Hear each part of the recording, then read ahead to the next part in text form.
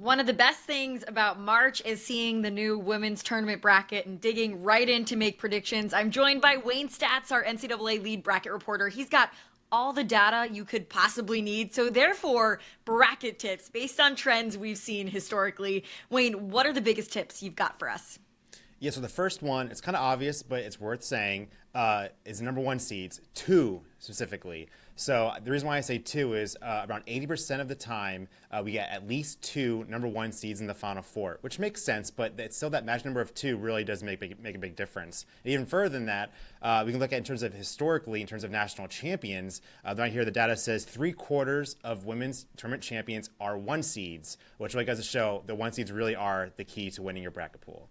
All right, so what about before we get to the Final Four? As we get later in the tournaments, points become bigger and more important in the bracket challenge game, right? Yes, yes. And Elite Eight is really your start some separation.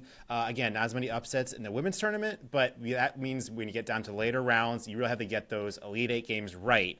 And typically, in terms of Elite Eight, what we usually see is 1 versus 2 and 1 versus 3. That happens about 2/3 of the time. So that really is a very jarring statistic. Whereas you got to go with the one seeds. Again, kind of piggybacking off the first one, the one seeds are the key to winning your bracket pool to a point where you can see, you know what, is it worth going a flyer with 3 or 4? Maybe one of those if you're really confident about a 3 seed. LSU won it all a few years back as a 3 seed. Maybe you like them to make it through. But again, those 1s and 2s and 1 versus 3s is really where you're going to make a big difference. So with all these high seeds making their way through the later rounds, it makes me wonder whether Cinderella even exists in the women's tournament. Yes, the women's tournament beat the men's by 20 years when it came to getting a 16-over-1 upset, right? But am I wrong in thinking that historically upsets are rarer in the women's game? Absolutely, yeah. Unfortunately, sometimes Cinderella oversleeps and doesn't come up at all in the women's tournament, and you get a lot of chalk. So, the big example, of course, is Arkansas made the Final Four in 1998 as a 9 seed, and that's the lowest we've seen in terms of the women's tournament of making the Final Four. So again, if you're having a 10, 11, 12 in the Final Four, look, it's March Madness. It's madness for a reason. Maybe this is the first time it's going to happen, but typically you want to avoid those kind of crazy picks. You want to throw an upset or two, that's totally fine in the first round. We've seen 12 seeds win. Quinnipiac has done it before. But again, you've got to be careful. If you have a big Cinderella going all the way to the Final Four, it's probably worth maybe starting over.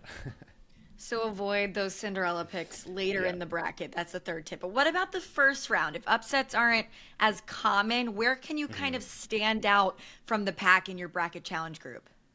Yeah, so the short answer is start with the 13 seeds, but really it's start with the 12 seeds. That's where you're going to see the big difference in terms of nailing these upset picks. A 14 and 15 seed has never won the tournament. Only one 16 seed has won the women's tournament. So unless you're an alma mater who is a 14 seed, probably not worth doing that. Again, maybe it happens this year or next year. You never know. But again, you really got to start with the 12s and 13s. And look at that data here. Really, it's the 12s, and here's why. So 12 seeds have won more than 3.5 times more games than the 13 seeds in the women's tournament. Well, it's like, well, yeah, I mean, obviously, that's going to be, their 12 seeds are better. But the reason why that matters is because on the men's side, the number is only 1.6 as many times. So you can see the men's side, picking a 12 and 13 is not that much of a difference. But you can see on the women's side, again, over more than 3 times as many 12 seeds won as 13 seeds, which that's where the gap really shows. So if you're kind of picking more on the 13 side, maybe kind of move down a little bit to the 12 side. All right, and for the very last tip, Wayne, I might jump in here because I think I can handle this one. But Yeah. you got to fill out multiple brackets, right? That has to increase your chances of getting a perfect or really good bracket in Women's March Madness. Exactly, because you know what? There's years where there's a really overwhelming champion. There's an undefeated team like South Carolina in 2024. It's like you got to pick them. But what if you're a fan of one of the other 1s or 2 seeds? Maybe take a flyer in one bracket. But yeah, you definitely got to fill out more than one bracket.